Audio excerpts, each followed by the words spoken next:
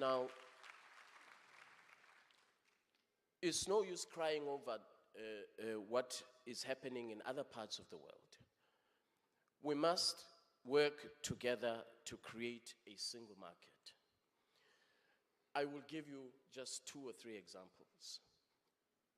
His Excellency the President mentioned agriculture as one of the growth areas here in Senegal.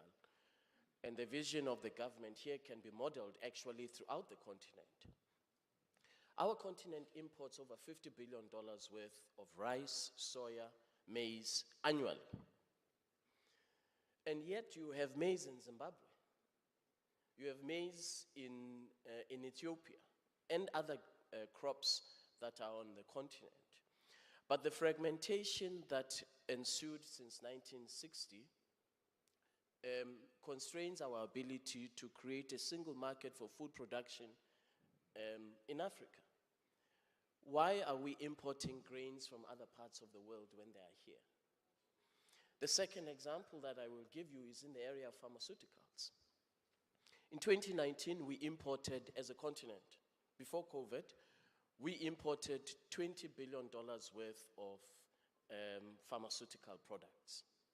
That is $20 billion worth of pharmaceutical products, innovation in Africa forgone, employment in Africa forgone, public health in Africa forgone, manufacturing. And so we've got to accelerate the building of a domestic market so that the production happens here in Africa. Whether you are an international pharmaceutical producer or an African pharmaceutical producer, you should be producing in Africa. The final example I will give you is on payments. The economic sovereignty of our continent, for a very long time, we have actually surrendered it. We have 42 currencies, I mentioned. If I'm in Ghana, where I live, I want to trade with somebody in Tanzania, I have to buy a third currency to trade with another African country. What has the dollar got to do with us as Africans trading together? It is... So working with Afreximbank, we developed the Pan-African Payments and Settlement System, which enables digital payments in local currency so that you don't have to buy a third currency. You can trade in your local currency with your counterparty in another part of the African continent. So what we've learned from COVID-19 is that we have to build and introduce tools that will enable ZLECAf to become a reality, and a reality that will connect small medium enterprises in Senegal with those in Dakar and Malawi through all of these tools that I mentioned. I will tell you something that all of us probably experience. The cost of logistics and infrastructure in Africa continues to be too high, and that constrains the growth of our SMEs. So we have to work with our development finance institutions to make sure that we introduce trade finance mechanisms that will enable the renaissance that you mentioned to be driven by small medium enterprises, by informal traders, by smallholder farmers, and so on. And so I summarize and end on the note that, yes, the renaissance is long overdue, but we must accelerate the pace of implementation of ZLECAf. Thank you very much. Last but not least, this is a very interesting panel, but we'll have time for only one question, and Prime Minister Ousmane Sonko will round it up. Chairman Aliko Dangote, good to see you again. Yeah. You have, across Africa, here in Senegal, you are an investor. You've invested, and you've gone through all the aches that you may have had. what are some of the lessons that you have learned that will help Africa business champions play a role in reshaping global investors' perception and demonstrate that the continent is open, ready, strategically interesting for sustainable opportunities? And obviously you've invested in almost 18 countries besides Senegal, or 17 countries besides Senegal. Well, thank you very much. I'd like to first of all thank His Excellency for inviting me to this forum. I think I met him in New York. This was last year, and he mentioned about this forum. So, Your Excellency, thank you very much for inviting me, to be here, and other excellencies that are here.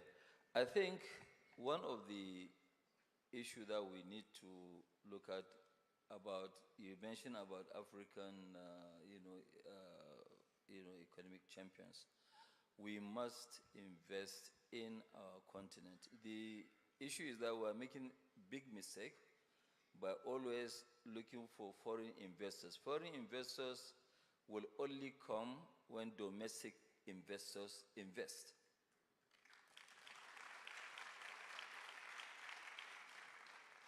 If Saudis are not investing in the economy, it will be very difficult, no matter how good it is, for me to go and invest in Saudi Arabia. So we must lead, then others will follow. We need support for from others. We alone cannot be, we won't be enough to make Africa great, but we need partners who will partner with us. But for them to come, we must show the way that, look, we believe in our continent, and it is good, it is open for business. Because, you see, most of this risk, or perceived even risk, I can say, we know our ways around. That's why we're all over the place, to try and invest. I mean, just 4 or 5 days ago, we launched our first urea plant of about $2.5 billion with a gas pipeline of 118 kilometers. Almost 3 projects totaling about $3 billion in Ethiopia, in Gode. So if we don't take that risk, because they have had this gas for a while, if we don't show the way that, look, we Africans believe in Africa, there's nobody that will come and invest. But another issue that we need to look at is that we need to learn from other countries. Where now we have difficulty of visas, and I think we need to knock out all these visas so that we can now have other investors that will come in freely to invest, co-invest with us. I mean, you look at it before with respect to, His Excellency Dr. Fale, Minister of Investment of Saudi Arabia, who is here with us. Your Excellency, thank you very much for the support. If you support, Senegal is supporting Africa, so thank you very much for your big support. But before the hardest visa to get was Saudi's visa. To get a visa in Saudi was very difficult. But today, it is the easiest visa to get in the world.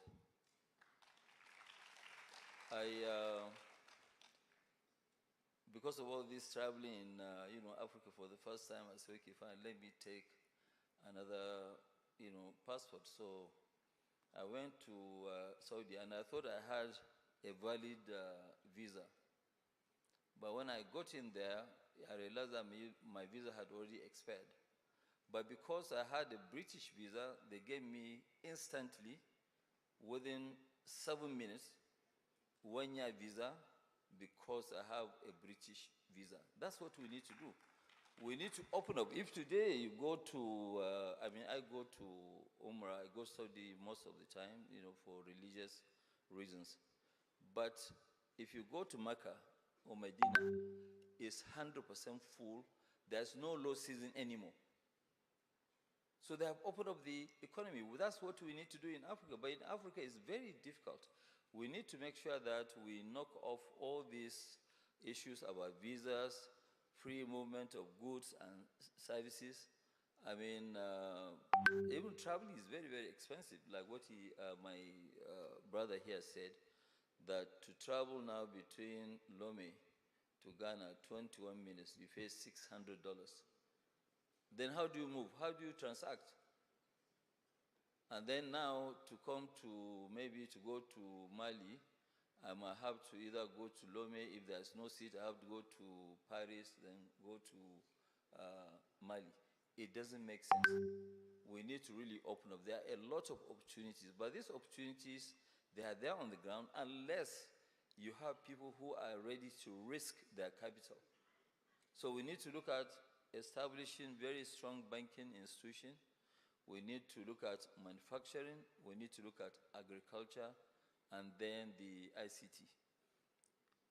Infrastructure, yes, is there, is given, but we don't have the strong banks to be able to fund this infrastructure. So some of us that we have the capital, we need foreigners that can come and partner with us.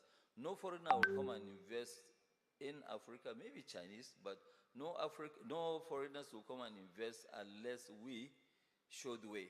And that's what we are doing as champions. Thank you very much, Chairman.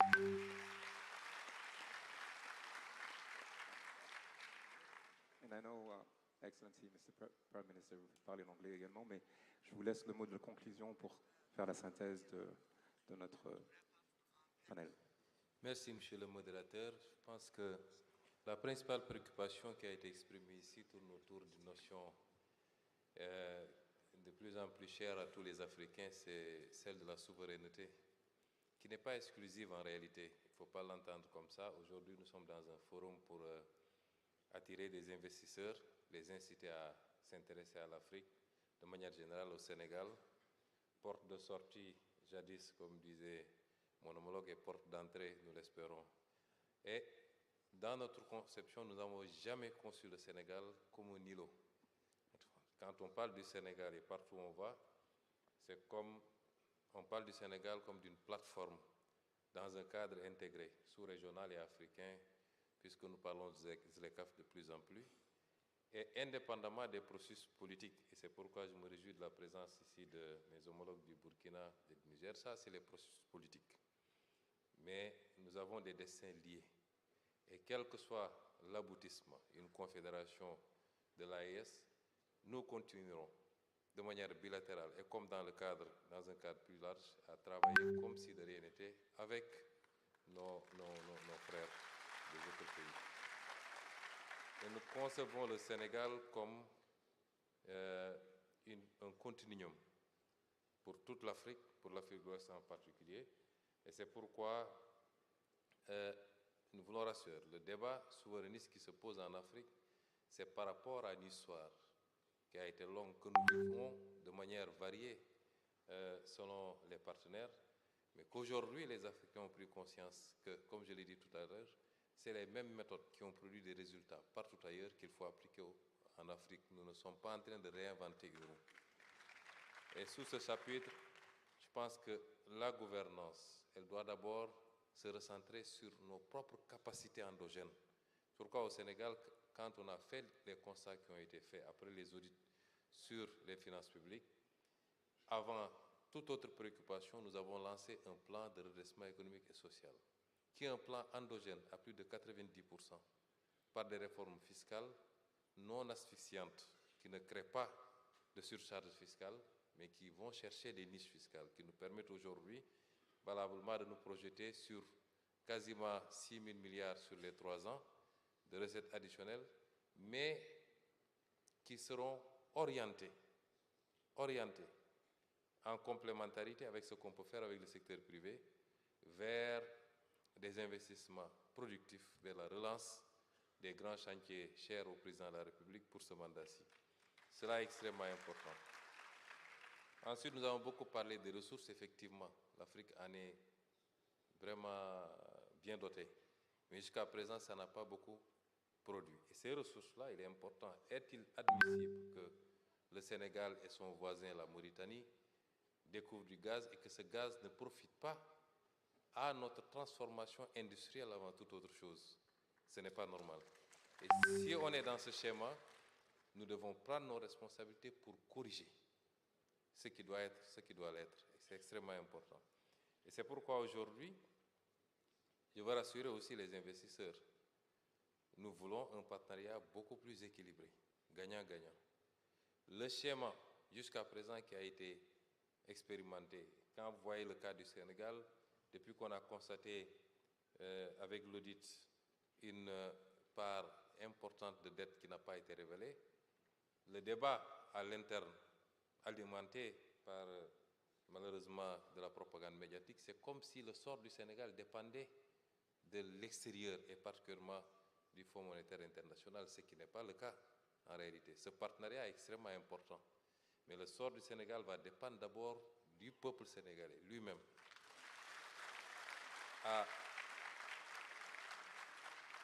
À faire le sursaut qu'il faut à travers ce plan de redressement économique et social. Prioritairement, d'abord, ça va dépendre de cela. Ça va dépendre des efforts d'assainissement budgétaire que nous allons faire et qui nous crédibilisent nous-mêmes vis-à-vis de nos partenaires.